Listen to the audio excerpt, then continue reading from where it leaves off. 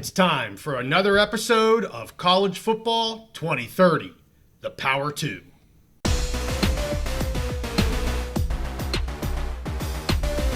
College football is always in the news, so we're back on the big mountain to take a deep dive and have some fun. Hey, welcome back to the mountain. I am JY. This is my good friend Steve. Steve, we are on episode 4, I believe, for our College Football 2030 series.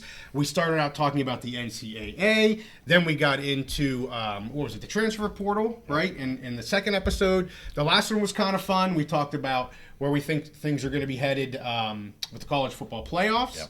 Now we're going to talk about the P2 and where you think the P2 is going to be in 2030. Our last episode, we'll be talking about kind of everybody else, the G8 or whatever we want to call that. Mm-hmm. But we're focusing on the Power 2, and you're going to run this train, Steve, and I'll just give my opinion and tell you what I agree or disagree with. Yeah, and this has been a fun project so far, and really this is us trying to take a step back from there's just constant headlines. If you're on Twitter, you're just constantly it's a constant barrage of news, headlines, college football playoff, NIL changes, expansion news, lawsuits, just craziness. Yep. So we wanted to take a step back and say, where is college football going to be at the end of this decade? What makes the most sense? Right. Not necessarily as, having a rooting interest, because I think, me as a Big Ten fan, you as a Mountain West fan, if we had what we wanted, we probably would go back to how things were before. But that's just not how real life works.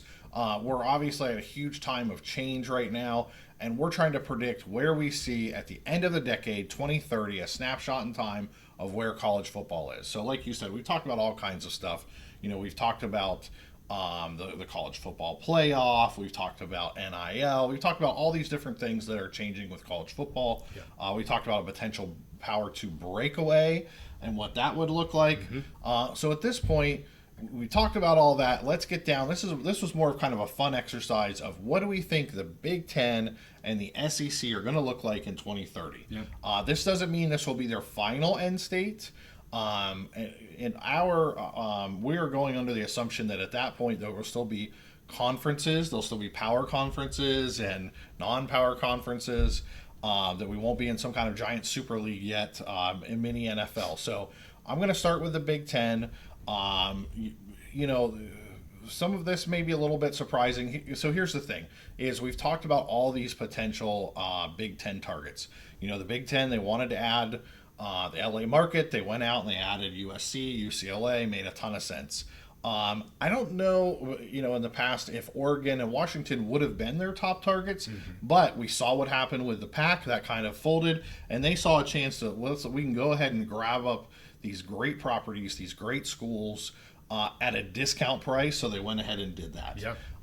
It's my understanding at this point that the Big Ten is focused on moving down and adding, basically becoming that full national conference. They added the West Coast. They started as a Midwestern conference, regional conference. They've added the Mid-Atlantic. They've added the West Coast, and it's my assumption they're going to be moving down that East Coast and try and grab some of those markets to become a true national powerhouse conference. Yep. So where do I see? So we've talked about all kinds of potential opportunities in the ACC. We've been following the FSU and Clemson lawsuits. Mm-hmm. We've talked about North Carolina, mm-hmm. North Carolina State, the State Board of Regents out there, and how they've kind of put the brakes on anything that might happen there. We've talked about, different states down that I-95 corridor. Big Ten possibly wanting to get into Virginia, into North Carolina, maybe South Carolina, Georgia, and especially Florida. Right. So my first addition to the Big Ten that I think is going to happen between now and 2030 should be no surprise to anyone who's been watching our show. Yeah. Florida State. They're in the middle of this lawsuit right now, multiple lawsuits in multiple states. And, I think it's everyone's assumption it's only a matter of time. I know my contacts at Penn State have told me for a while that they were very much interested in Florida State and that the ADs should really look at what a schedule would look like with Florida State. Now, I know a lot of Florida State fans, they're ready to go as we film here in May of 2024. Right. There's some Florida State fans that think they could be playing in a different conference this coming fall. Yep. That's not going to happen in my opinion, but we're talking about 2030. Yep. So by the year 2030, we'll see when it happens. I am predicting that Florida State will be the 19th member of the Big Ten. Wow. Okay. Yeah. Are we going to change the name eventually, or are we stay in the Big Ten and be damned the number of schools in it? I think be damned. I mean, because they were. They changed. They went above 10 in 1990. I was going to say it's been quite a while when they added Penn State. Right. So it's been quite a while, and it's just their brand. Yeah. It really is. I get what it is. And if they go to 20, they could just say they're the Big Ten double. Yeah. Two Big Ten conferences. Exactly. Or something like that. I don't know. So for Team 19, I have Florida State. That adds the Florida market, a huge public, maybe the second flagship university in the state of Florida. Huge market they want to get into. Florida State, big research university. They've increased their research over the years. Mm-hmm. They are on the verge of getting that AAU status, which we've talked about is important to the Big Ten presidents, but it's not the end-all, be-all. Right. Okay, and people have to understand that. We talk about AAU status. When we bring it up, it doesn't mean, hey, nobody can get in if they don't have AAU. It's just one of those things. The Big Ten presidents want to bring people into their research consortium. And if you have AAU status or you're close to that status, that means you are a good partner for them to bring them in and be part of the Big Ten's research consortium. So Florida State's right there, and they may or may not get that AAU membership before they join the Big Ten, but I have them squarely in the Big Ten, and that's a major part of what the Big Ten wants to do. Getting in Florida makes them so marketable for their next round of negotiation with media partners. And let's face it, Florida State is one of the top properties as far as viewership eyeballs that's out there outside of the who's already in the Big Ten and the SEC. Right. So, to me, I think the Big Ten is definitely going to want to bring in a partner. Might be the same year, might not be. So, what are our possibilities for a partner for being that 20th school? Okay. We've talked about UNC. Okay. People at Penn State have told me that UNC is their number one priority target. Well, sometimes you don't always get exactly what you want. Right. We've talked about UVA. UVA fits all the profiles, every part of the profile pretty much, except for that football success on the field and the viewership eyeballs. So they're a school to consider. We've talked a little bit about Virginia Tech. We talked about Georgia Tech. They have some good things about them, but also some detractors. Right. We talked about Miami. Miami just gained that AAU status. They're also in the state of Florida. Maybe that would make a good pairing.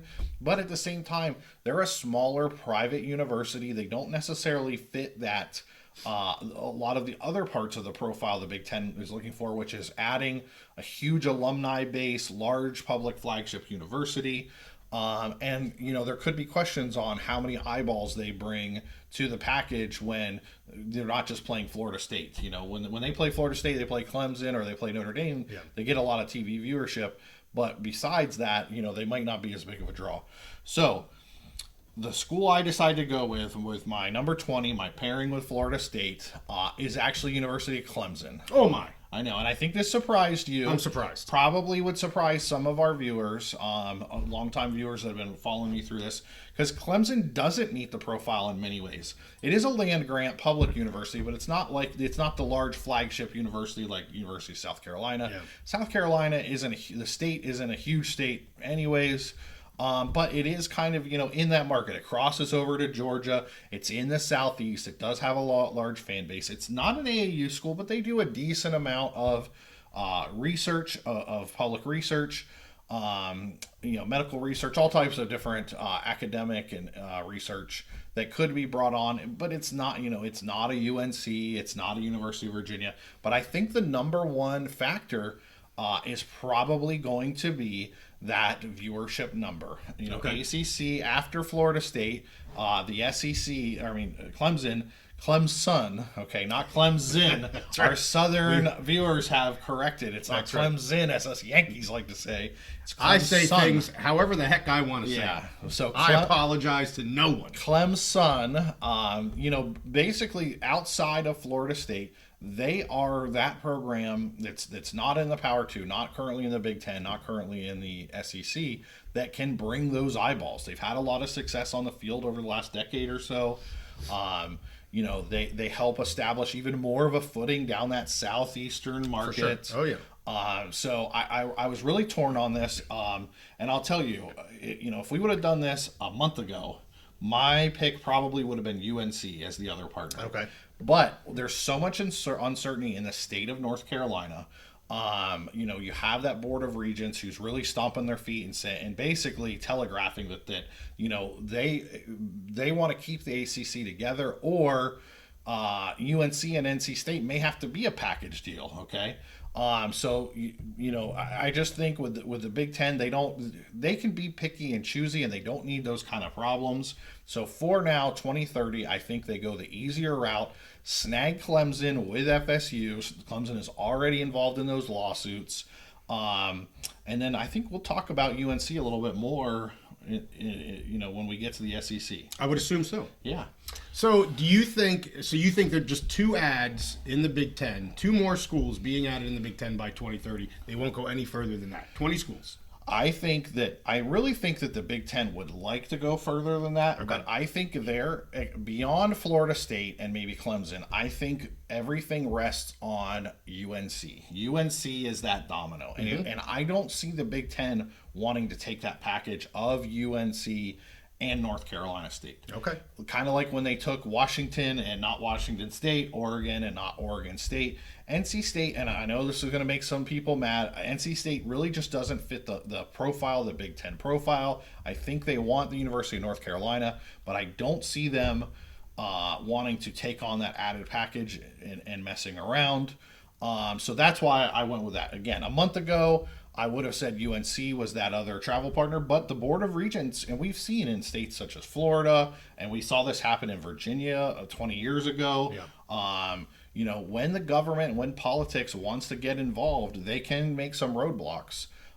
So that's kind of what changed me from UNC to Clemson. Now that it could go either way, because we could have next month Clemson could indicate that they're have some kind of deal with ESPN, and SEC. They could go that route, and maybe the Board of Regents, they get some new people in North Carolina on the Board of Regents. They start to see the ACC crumble, and they say, you know what, you guys just find the best landing spots. So that could change. Sure. And so to me, the linchpin of the whole process of what happens with the ACC is UNC and the state of North Carolina. So reading the tea leaves right now, I think the most likely scenario is Florida State and Clemson to the Big Ten. Okay.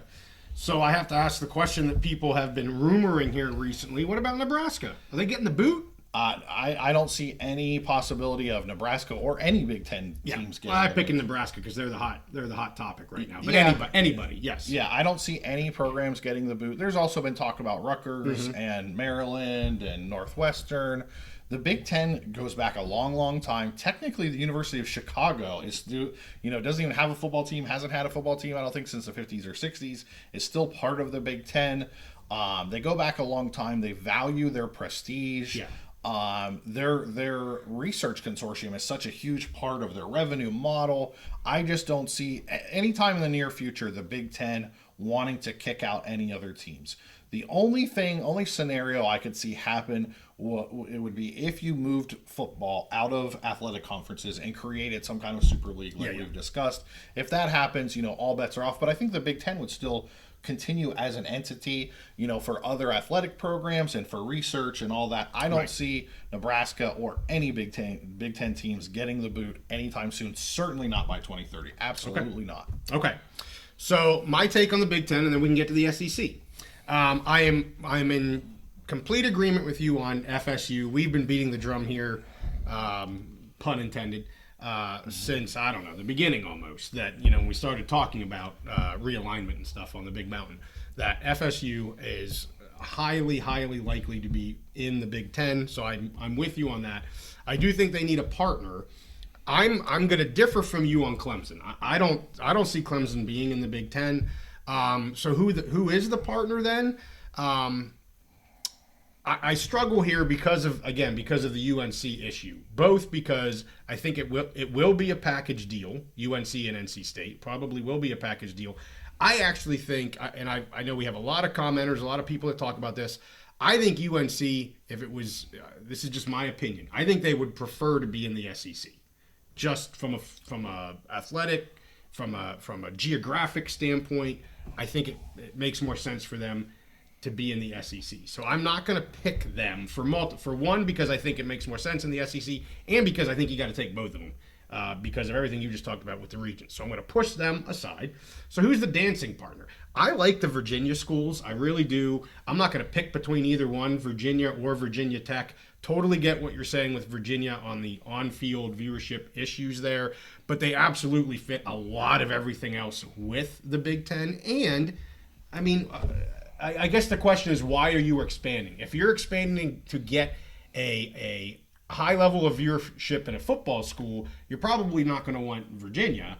But if you're expanding because you want all the other things that the Big Ten wants, then yeah, Virginia absolutely could make sense for them. So my issue with Virginia is then it's not really moving the needle to be a partner with FSU. Poor FSU's down there still, all by themselves in the Southeast. So to me, I like the Virginia schools. Unless you're trying to partner somebody with Florida, then Virginias just don't make a ton of sense for that reason. Mm-hmm. So then I look at a school that you looked at, and you said really long shot, who knows, but they're in Atlanta. Mm-hmm. You can't go wrong with a school in Atlanta, and that's Georgia Tech. This is pie in the sky. Mm-hmm. This is JY having fun on a college football 2030. I have zero behind-the-scenes information on a Georgia Tech to the Big Ten.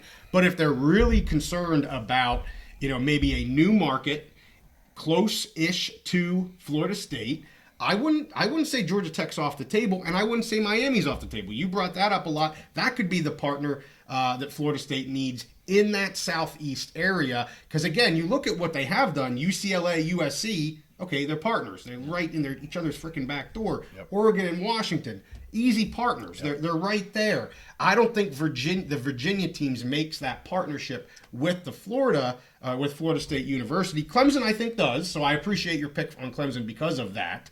I just don't think Clemson's it. So if you need all these different things to work, I struggle to get there, and that's where I go with Miami and Georgia Tech. Yeah. So again, I'm trying to connect as many dots as I can, and if one of the key reasons is a partner for the Southeast, mm-hmm.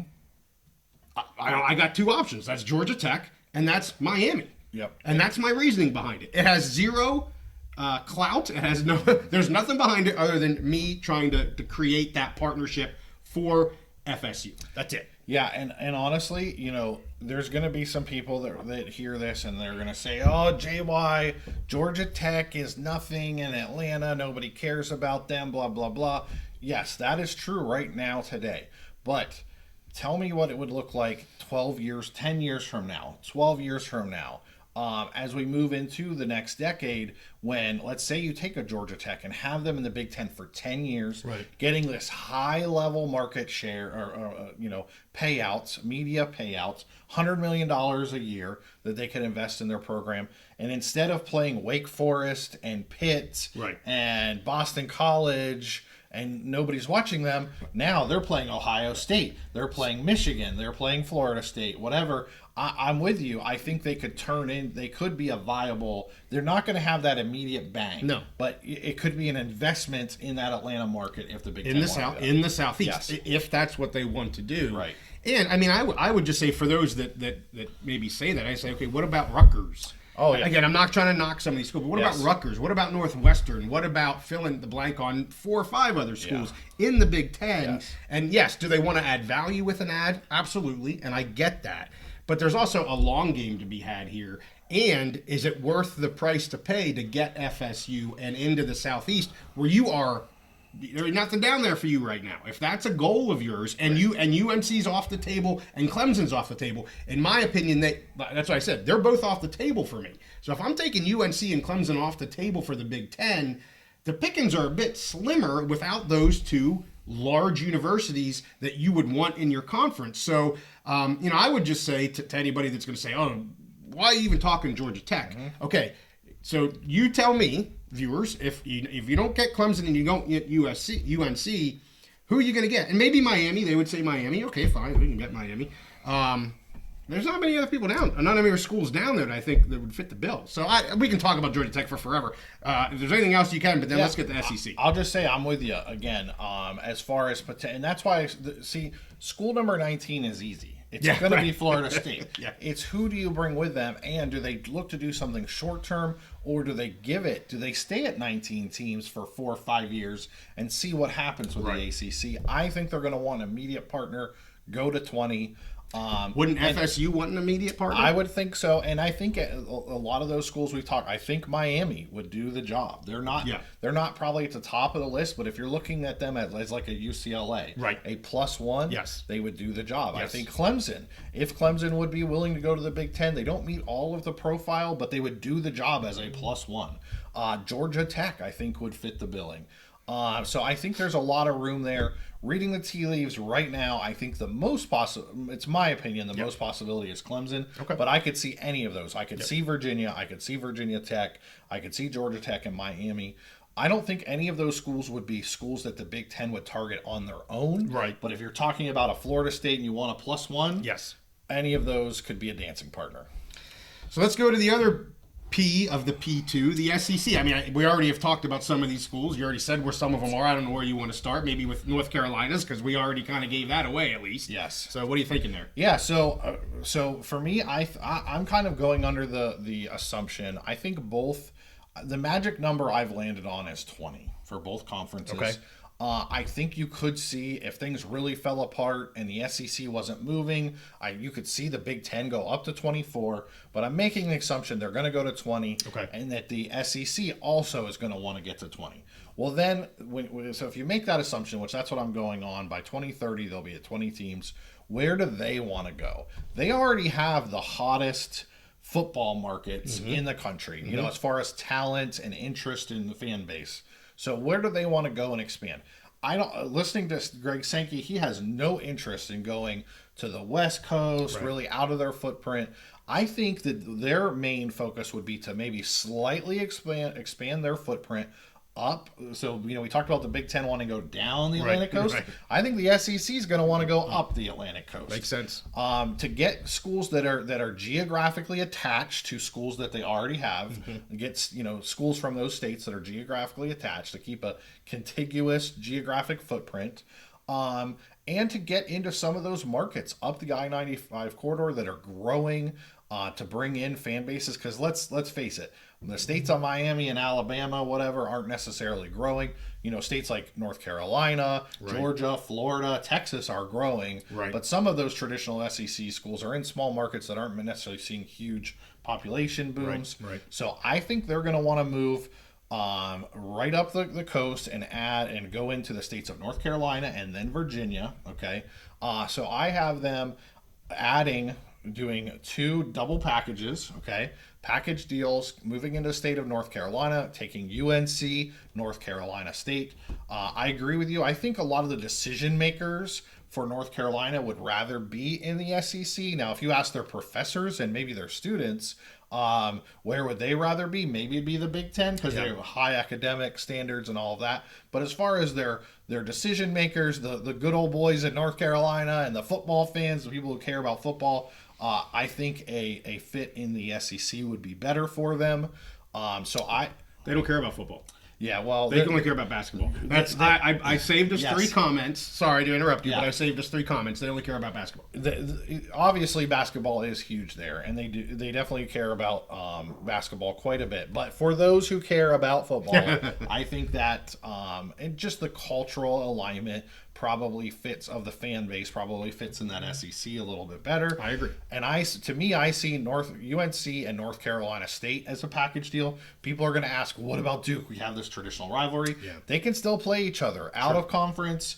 I think with the politicians getting involved in the Board of Regents, I think they're going to want their 2 big flagship public universities to be in one of the Power 2 conferences. So that package deal helps the SEC do exactly what they want to do, get into that market. And then I think they take the next step up and they go up into the state of Virginia. I've heard a lot about SEC wanting to get in the state of Virginia. And there's 2 schools right there, 2 public universities. We can add University of Virginia, you know, great school, high academic standards. There's a lot of talent in the state of Virginia that goes to Penn State, that goes to the Big Ten. And you know, the SEC, I think, wants to move into that. And there's a lot of TV sets and eyeballs in that state as well, both North Carolina and Virginia.